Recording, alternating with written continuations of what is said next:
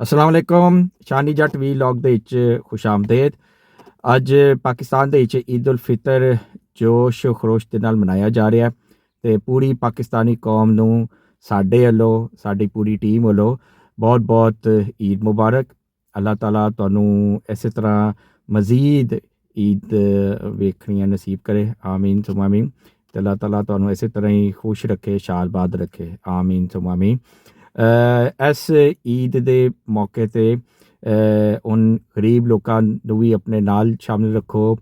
ਉਹਨਾਂ ਯਤੀਮਾਂ ਨੂੰ, ਮਸਕੀਨਾਂ ਨੂੰ, ਜਿਹੜੇ ਬੇਵਾਂ ਔਰਤਾਂ ਹੈਗੀਆਂ ਨੇ ਉਹਨਾਂ ਨੂੰ, ਸਭ ਨੂੰ ਜਿਹੜੇ ਯਾਨੀ ਕਿ ਜ਼ਰੂਰਤਮੰਦ ਹੈਗੇ ਨੇ ਸਭ ਨੂੰ ਆਪਣੀ ਖੁਸ਼ੀ ਦੇ ਵਿੱਚ ਸ਼ਾਮਿਲ ਰੱਖੋ ਅਤੇ ਸਭ ਦੇ ਨਾਲ ਮਿਲ ਕੇ ਜਿਹੜਾ ਨਾ ਸੈਲੀਬਰੇਟ ਕਰੋ। ਅਤੇ ਇਹਦੇ ਨਾਲ ਇੱਕ ਤਾਂ ਹੈਗਾ ਕਿ ਅੱਲਾਹ ਪਾਕ ਵੀ ਖੁਸ਼ ਹੁੰਦਾ ਹੈ, ਦੂਸਰਾ ਹੈਗਾ ਕਿ ਤੁਹਾਨੂੰ ਵੀ ਜਿਹੜਾ ਨਾ ਇੱਕ ਰੂਹਾਨੀ ਤੁਹਾਨੂੰ ਸਕੂਨ ਮਿਲਦਾ ਹੈ, ਤੁਹਾਨੂੰ ਖੁਸ਼ੀ ਮਿਲਦੀ ਹੈ ਜਦੋਂ ਤੁਸੀਂ ਆਪਣੀ ਖੁਸ਼ੀਆਂ ਇਹਨਾਂ ਲੋਕਾਂ ਦੇ ਨਾਲ ਮਿਲ ਕੇ ਸੈਲੀਬਰੇਟ ਕਰਦੇ ਹੋ।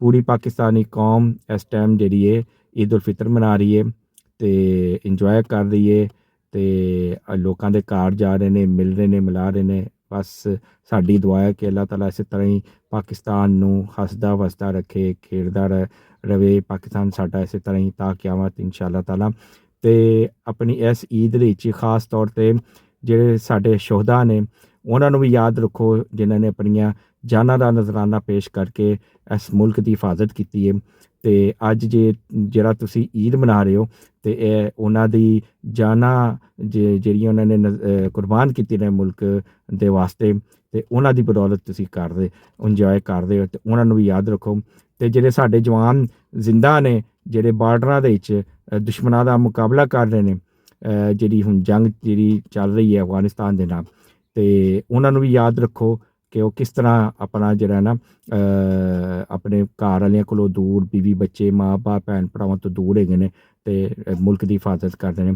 ਉਹਨਾਂ ਨੂੰ ਖਾਸ ਆਪਣੀ ਦੁਆਵਾਂ 'ਚ ਯਾਦ ਰੱਖੋ ਕਿ ਅੱਲਾਹ ਤਾਲਾ ਇਹਨਾਂ ਦੀ ਹਿਫਾਜ਼ਤ ਫਰਮਾਏ, ਇਹਨਾਂ ਨੂੰ ਹਿੰਮਤ ਦੇ, ਤਾਕਤ ਦੇ ਅਤੇ ਇਹਨਾਂ ਦੇ ਜਜ਼ਬੇ ਨੂੰ ਜਿਹੜਾ ਨਾ ਮਜ਼ੀਦ ਜਿਹੜਾ ਨਾ ਕਾਇਮ ਦਾਇਮ ਰੱਖੇ ਕਿ ਉਹ ਇਸੇ ਜੋਸ਼ ਅਤੇ ਜਜ਼ਬੇ ਦੇ ਨਾਲ ਆਪਣੇ ਮੁਲਕ ਦੀ ਹਿਫਾਜ਼ਤ ਕਰਦੇ ਰਹਿਣ ਅਤੇ ਦੁਸ਼ਮਣਾਂ ਦੇ ਨਾਲ ਜਿਹੜਾ ਨਾ ਮੁਕਾਬਲਾ ਕਰਦੇ ਰਹਿਣ। ਅਤੇ ਇੱਕ ਵਾਰੀ ਫੇਰ ਪੂਰੀ ਪਾਕਿਸਤਾਨੀ ਕੌਮ ਨੂੰ ਸ਼ਾਨੀ ਜੱਟ ਵੱਲੋਂ ਅਤੇ ਸ਼ਾਨੀ ਜੱਟ ਦੀ ਪੂਰੀ ਟੀਮ ਵੱਲੋਂ ਈਦ ਮੁਬਾਰਕ।